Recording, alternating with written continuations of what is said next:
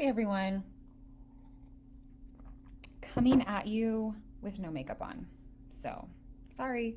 Um, but I did just want to share today. I just had this thought and I thought, oh, I'll just pop in and share it with the group live. Something that I did not expect. Now, I cannot, it says it's live, but I'm not seeing myself, so I'm just going to wait until I know. Okay.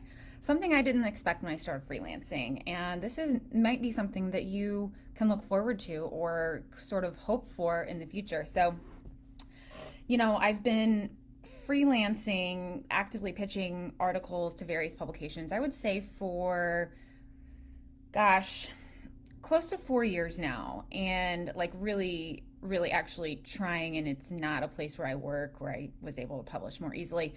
And, it's hard. I've said that it's hard. It does require dedication, it does require work. However, one of the best things that has come, and this took until this year, you guys, is that I have been asked to be a regular writer for a couple of places. And that is, at least for me, kind of the dream. So I never thought that, I never wanted to get a job necessarily as a writer at a specific publication because that kind of limits your possibilities of writing for other places. And so that's never been my goal.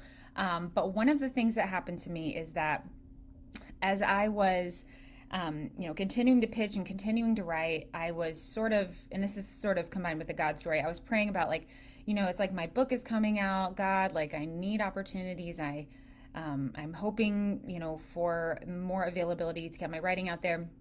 And I was approached by World Magazine to become a regular columnist for their new opinion section.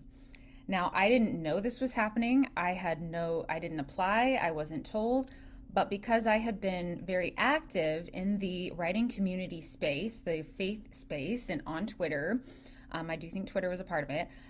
The person who is the editor of World was, making a list of these people he thinks would be good writers for this opinion section. And I happened to fit the very specific kind of person they were looking for in terms of my faith and my writing style and the things that I care about. And so that has been a really positive development for me, just remaining active and getting out there and making sure people see my work.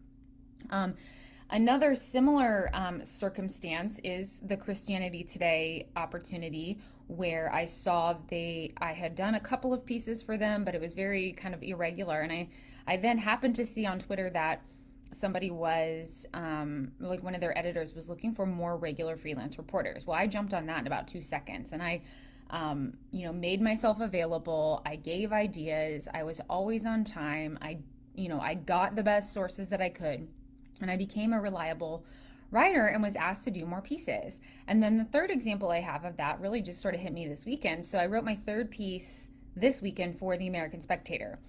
And what I love is that they actually, for 2 out of the 3 pieces, they have come to me and asked me to write them.